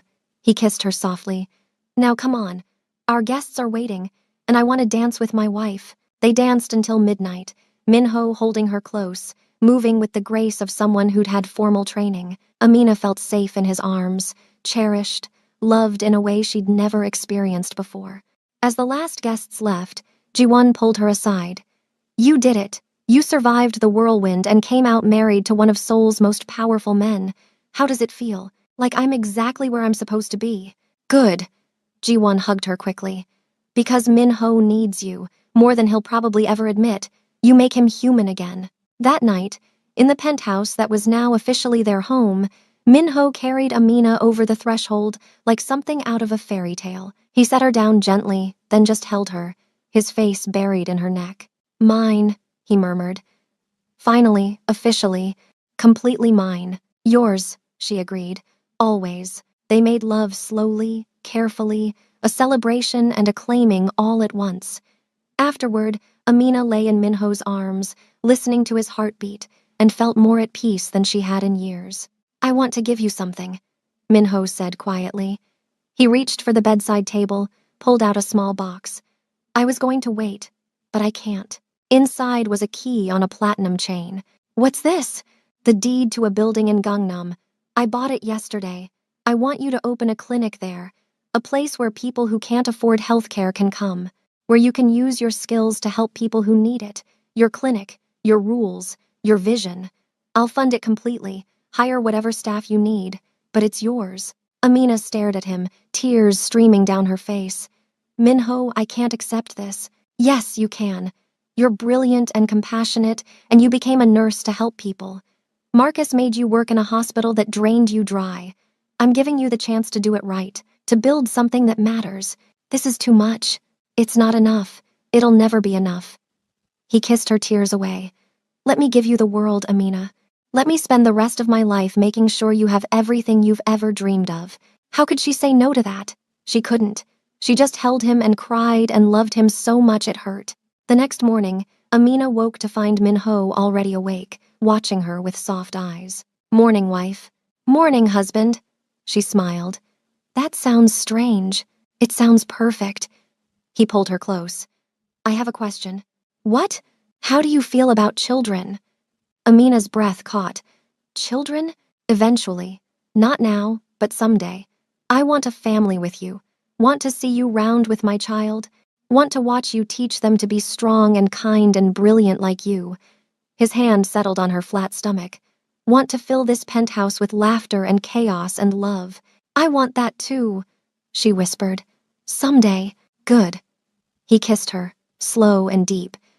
Because I plan to practice extensively until someday arrives. 2 months later, Amina stood in front of her new clinic, watching workers install the sign. Okonkwo Free Clinic. It read in English and Korean. Minho stood beside her, his hand warm on her lower back, pride evident in his expression. It's perfect. she said. "You're perfect." He pulled her close. "And this is just the beginning." He was right. The clinic opened to overwhelming response, people flooding in who'd been unable to afford care before. Amina worked long hours, but it was different now. She was building something, helping people, making a real difference. And Minho supported her completely, never complaining about her hours, always making sure she ate and slept and took care of herself. Their life settled into a rhythm. Minho's dangerous business, which Amina learned to accept even if she didn't always understand it. Her clinic, which became her passion. Their love, which only grew stronger as the months passed. 6 months after their wedding, Amina woke up feeling strange, nauseous and exhausted in a way that felt familiar but different. She took a test, just to be sure, and stared at the positive result with shaking hands. She was pregnant. That night, she made Minho his favorite dinner, wore the dress he loved, set candles on the table. When he came home, he immediately knew something was different. "What's going on?" "Sit down. I have something to tell you." He sat, his expression concerned. "Are you okay? Is something wrong?" "Nothing's wrong. Everything's perfect." She took his hand, placed it on her still flat stomach. "We're having a baby." For a moment, Minho didn't react, just stared at her stomach, his hand trembling slightly. Then he looked up, and his eyes were wet. "A baby?" "A baby, due in about 7 months." He stood, pulled her into his arms, held her so tight she could barely breathe. "We're having a baby," he repeated, like he needed to hear it again to believe it. "We're having a baby." He kissed her, tasting like joy and tears and absolute love. "I'm going to be a father." "You're going to be an amazing father." They stood there, wrapped in each other, and Amina felt her heart overflow. A year ago, she'd been broken and lost, running through the rain, ready to give up on everything. Now she was loved and safe, with a husband who worshipped her, and a baby growing inside her and a future so bright it hurt to look at. "Thank you," Minho whispered against her hair. "For what?" "For running into the rain that night, for letting me save you, for loving me back, for giving me this." His hand pressed gently against her stomach. "For giving me everything." Amina smiled through her tears. "Thank you for stopping, for seeing me, for deciding I was worth the trouble. You were never trouble. You were salvation." 9 months later, Amina lay in a hospital bed, exhausted and triumphant, holding a tiny baby girl with Minho's dark eyes and her round face. Minho sat beside her, looking at their daughter like she was a miracle. "She's perfect," he whispered. "She is." Amina kissed their daughter's forehead. "What should we name her?" "Hope," Minho said immediately. "Because that's what you gave me that night in the rain. Hope that life could be more than just surviving. Hope that I could be more than what I'd become. Hope for a future worth fighting for." "Hope," Amina repeated. "I love it." They sat there, the 3 of them, a family built from broken pieces and rain-soaked streets and dangerous love. And as Amina looked at her husband holding their daughter, his expression soft and unguarded and absolutely in love, she knew she'd made the right choice. All those months ago, when she'd been broken and bleeding and ready to give up, she'd run into the rain, and Minho had found her there, had decided she was worth saving, had loved her back to life. He'd given her everything: a home, a purpose, a family, a love that consumed and healed in equal measure, and she'd given him the same, had shown him that strength wasn't just about power and control. That love was worth the risk. That vulnerability was brave, not weak. They'd saved each other, and now they'd built something beautiful from the ashes of her old life. "I love you," she whispered to Minho. "I love you too," he said, kissing her softly. "My wife, my life, my everything." And as baby Hope yawned and stretched, innocent and perfect and theirs, Amina knew that sometimes the worst nights led to the best mornings, that sometimes you had to break completely before you could rebuild into something stronger, that sometimes the man who offered you revenge wrapped in expensive cologne and a dangerous smile wasn't offering revenge at all. He was offering forever. And forever, Amina had learned, was worth every risk, every fear, every moment of doubt. Because forever with Minho meant being loved completely, protected fiercely, and cherished absolutely. It meant being home, and that was worth everything.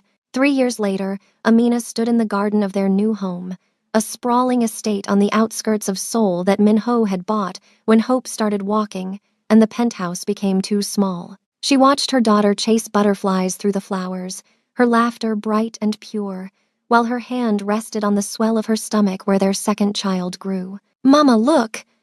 Hope called in a mix of Korean and English, holding up a flower she'd picked. "Pretty, very pretty, baby." Amina smiled, her heart so full it ached. "Bring it here."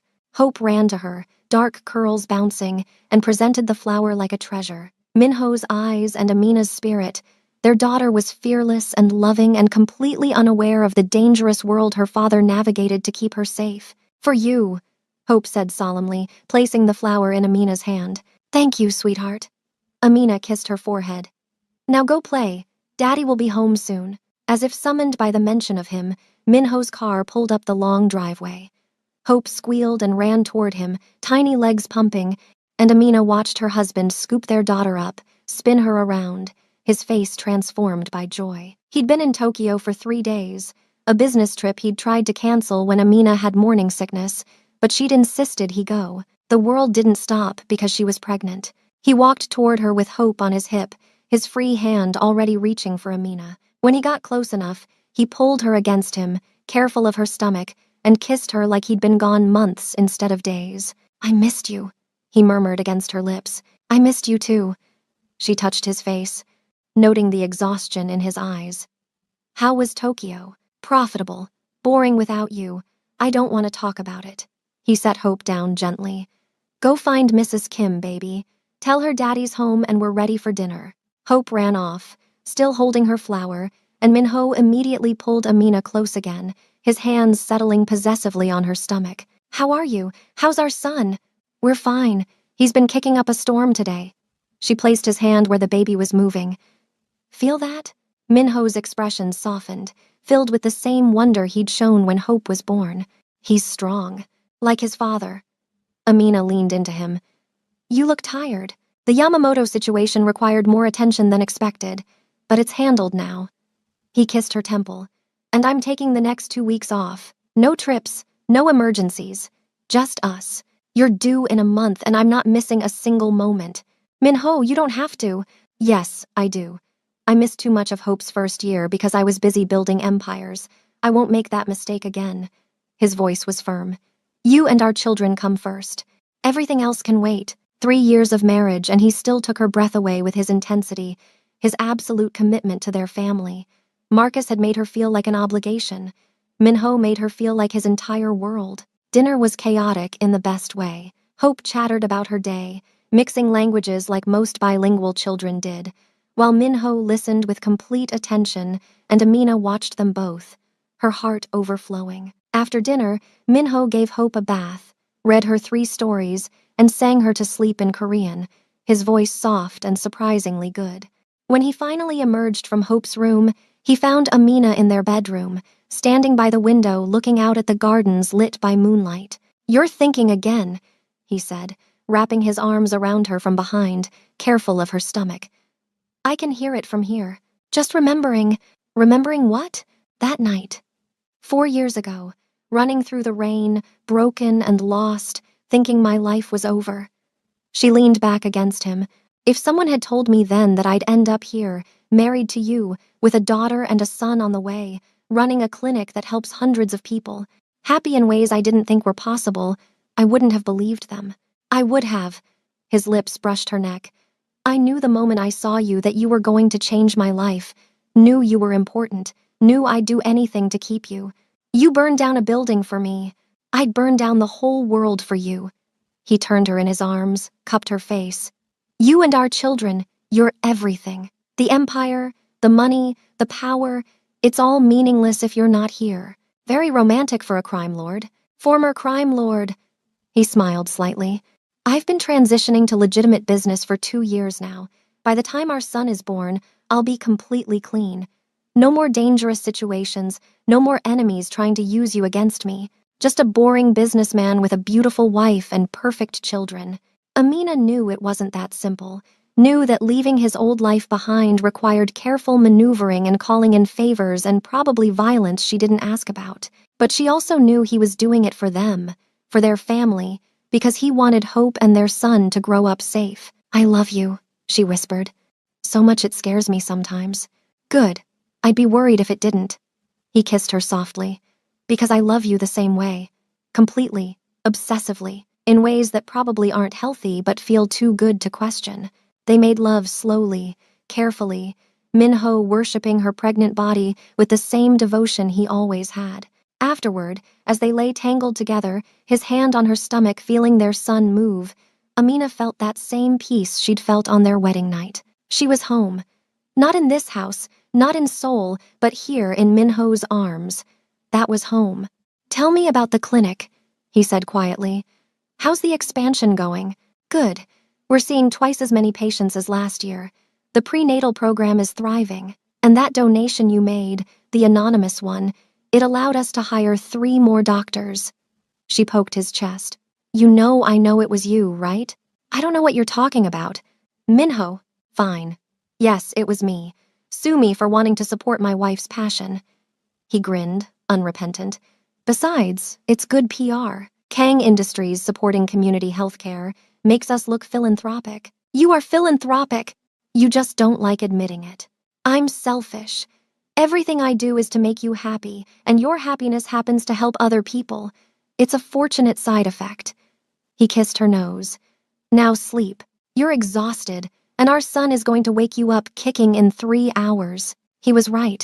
She was exhausted. She closed her eyes, felt Minho's hand steady on her stomach, and drifted off feeling loved and safe and grateful for rain-soaked nights and dangerous men with kind eyes. The next morning brought unexpected visitors. Amina was in the garden with Hope when Ji-won appeared, followed by Seo and Jin-woo, all 3 looking serious. "Is Minho here?" Ji-won asked. "In his office. What's wrong?" "Nothing for you to worry about." But Ji-won's expression suggested otherwise. "Can you watch Hope for a bit? We need to talk to him." Amina's instincts, honed by 4 years of being married to Minho, started screaming. "What happened?" "Later. Let us talk to him first." They disappeared into Minho's home office, and Amina tried to focus on Hope, on playing with her daughter, but her mind raced. Something was wrong. Something was happening. And whatever it was serious enough that all 3 of Minho's closest associates had shown up unannounced. An hour later, Minho emerged, his expression carefully neutral. "Amina, can you come here, please?" She settled Hope with Mrs. Kim, their housekeeper, and went to his office. Seo and Jinwoo left immediately, but Ji-won stayed, her presence suggesting Amina might need support. "What's going on?" Amina asked. Minho gestured to a chair, waited until she sat. "Marcus is dead." The words hit like a physical blow. Amina felt her breath catch, her hand automatically going to her stomach. "What? How?" "Car accident. 2 days ago in Lagos. He was there on business, apparently." Minho's voice was clinical, factual. "Zara was with him. She survived, but she's in critical condition." Amina's mind spun. Marcus, dead. Zara, dying. She should feel something, grief, maybe, or sadness, but all she felt was a distant sort of shock. "The reason I'm telling you," Minho continued, "is that Zara's family is in Nigeria. You're her only relative in Korea. The hospital is asking for next of kin to make medical decisions if she doesn't improve. She betrayed me, slept with my husband. Why would they call me? Because despite everything, you're her twin. Her emergency contact still lists you." He moved closer, knelt beside her chair. "I'll handle this if you want. You don't have to see her, don't have to do anything. Just say the word and I'll make sure she's taken care of without involving you." Amina was quiet for a long moment, processing. Marcus was dead. The man she'd married, who'd destroyed her, who'd moved on with her sister without a second thought, was gone. And Zara, her twin, the sister she'd loved more than anyone, was lying in a hospital bed fighting for her life. "I want to see her," she said finally. "Amina. I need to see her, Minho. Need closure or understanding or something. I don't know, but I can't just ignore this." He studied her face, then nodded. "Okay, but I'm coming with you, and if at any point you want to leave, we leave. No arguments." The hospital was sterile and cold, full of beeping machines and the smell of antiseptic. Zara's room was in the ICU, and when they entered, Amina barely recognized the woman in the bed. Bandages covered most of her head, machines breathed for her, and the resemblance to Amina was now marred by injuries and unconsciousness. "The doctors say she'll likely survive," Jiwon said quietly. She'd insisted on coming, standing by as support. "But she'll need months of recovery, physical therapy, possible cognitive issues." Amina moved closer to the bed, looked down at the sister she'd once shared everything with. They'd been inseparable as children, finishing each other's sentences, feeling each other's pain. When had that connection broken? When had Zara stopped seeing Amina as family and started seeing her as competition? "I'm pregnant," Amina said to the unconscious woman. "With my second child. I have a daughter now, Hope. She's beautiful and smart and everything I ever wanted. I'm married to a man who loves me completely, who would destroy the world to keep me safe. I run a clinic that helps hundreds of people. I'm happy, Zara. Really, truly happy." Tears burned her eyes, but they weren't tears of grief.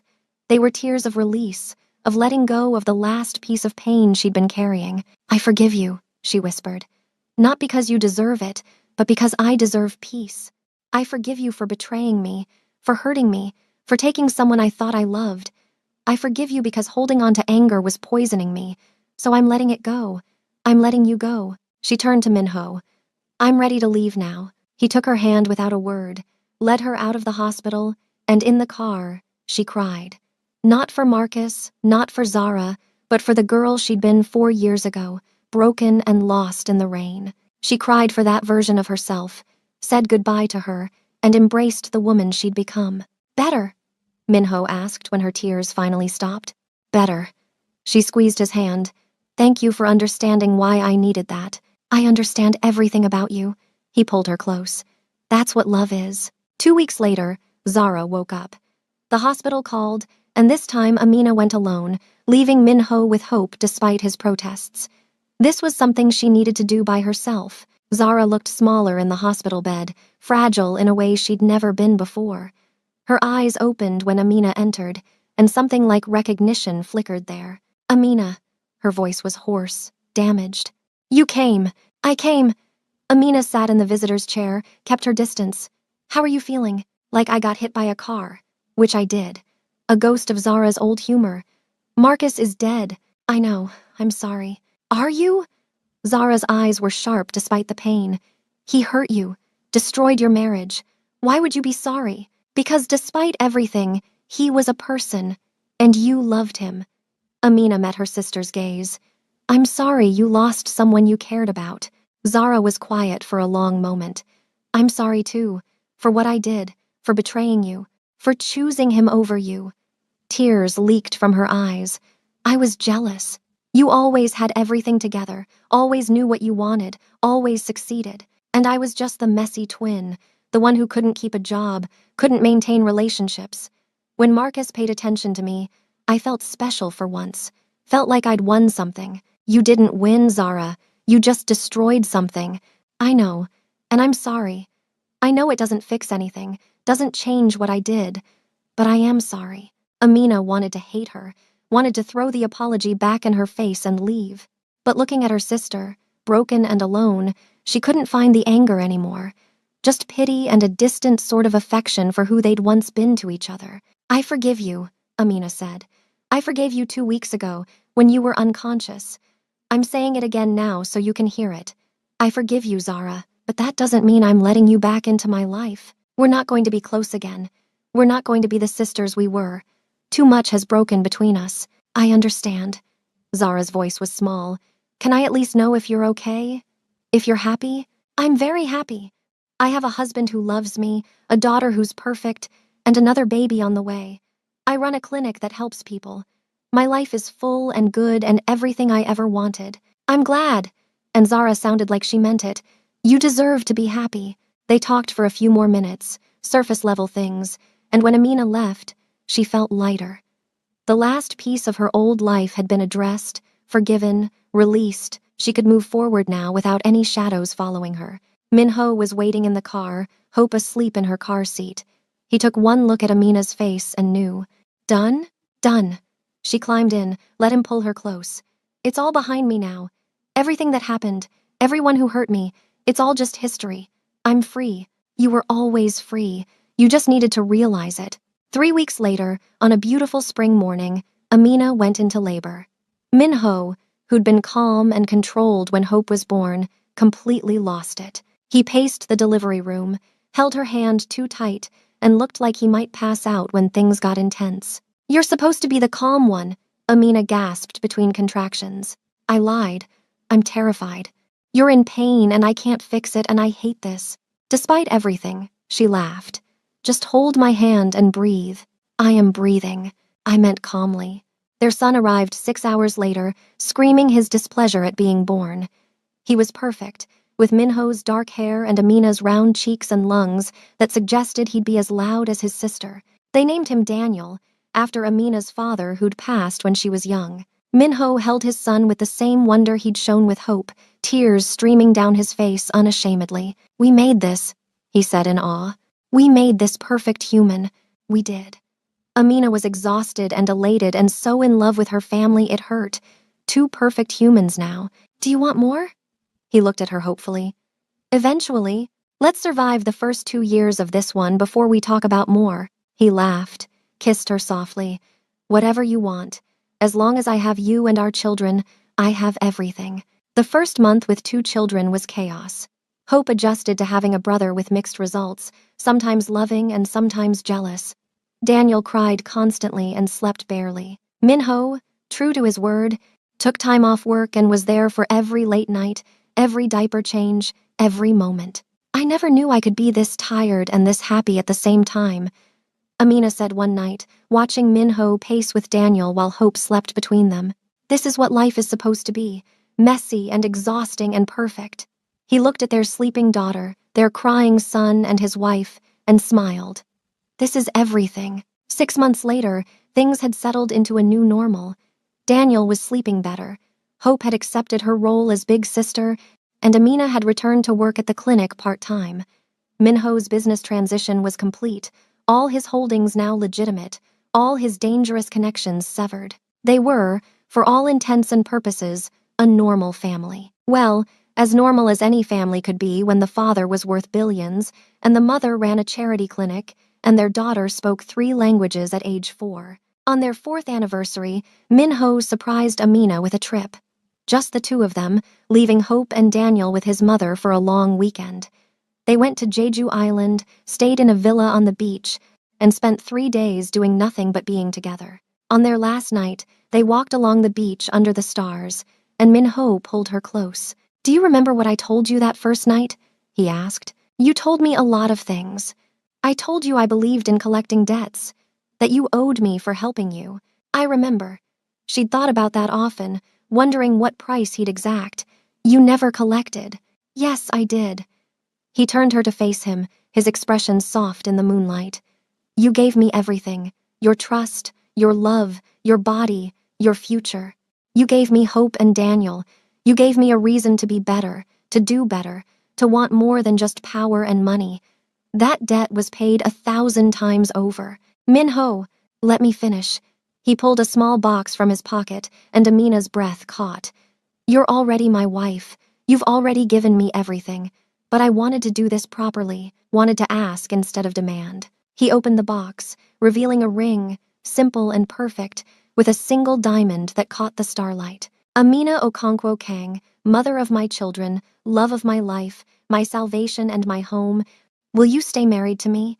Will you choose me every day for the rest of our lives? Will you grow old with me and raise our children and build a future that's better than anything we could have imagined? Tears streamed down her face. Yes. Always yes. He slid the ring onto her finger, next to her wedding band, and kissed her like it was the first time and the last time and every time in between. I love you, he whispered against her lips. More than I thought I could love anything. I love you too. More than words can say. They stood on that beach, wrapped in each other, and Amina felt the last piece of her journey complete. She'd come to Seoul broken and lost, had married the wrong man, had been betrayed by everyone she trusted, but from those ashes, she'd built something beautiful. She'd found herself, found her strength, found a man who loved her not despite her flaws but because of them, who saw her at her worst and decided she was worth fighting for. She'd found her home, And as they walked back to the villa, hand in hand, Amina looked back at the path she'd walked. From that rain-soaked street where Minho had found her, to this beach where they renewed their promises, she'd traveled so far. She'd been broken and put herself back together. She'd been betrayed and learned to trust again. She'd been lost and found her way home. And home, she'd learned, wasn't a place. It was a person. It was Minho's arms around her at night, Hope's laughter in the morning, Daniel's tiny hand wrapped around her finger. It was the life they'd built together from nothing, the family they'd created against all odds, the love that had saved them both. 10 years later, Amina stood in the garden of their estate, now expanded and filled with the sounds of children. Hope was 14, brilliant and beautiful and everything Amina had hoped she'd be. Daniel was 10, curious and kind and absolutely devoted to his little sister Rose, who at 5 was a perfect mix of both her parents. And twin boys, 3-year-old Matthew and Michael, ran through the flowers, chasing butterflies just like Hope had done years ago. The clinic had grown into a network of 3 locations, providing free healthcare to thousands. Minho's business empire was vast and completely legitimate, philanthropic in ways that made him a respected figure in Seoul society. They'd built something real, something lasting, something good. You're thinking again. Minho's arms wrapped around her from behind, his chin resting on her shoulder. After 14 years together, he could still read her like a book, just grateful. For what? For everything. For you, for our children, for this life. She turned in his arms. For that night 14 years ago when you decided I was worth saving. You saved me, remember? We saved each other. He kissed her softly. And I'd do it all again. Every moment, every choice, every risk, I'd do it all again to end up here with you. I love you, she whispered. Still, always, forever, forever, he agreed. Starting now and never ending. Their children's laughter filled the air, Hope calling for them to come watch Daniel teach Rose how to kick a soccer ball, the twins demanding attention, the beautiful chaos of a large family. Minho took her hand, and together they walked toward their children, toward their future, toward everything they'd built together. And as Amina looked at her family, at this life that had seemed impossible 14 years ago, she knew that sometimes the worst betrayals led to the best beginnings.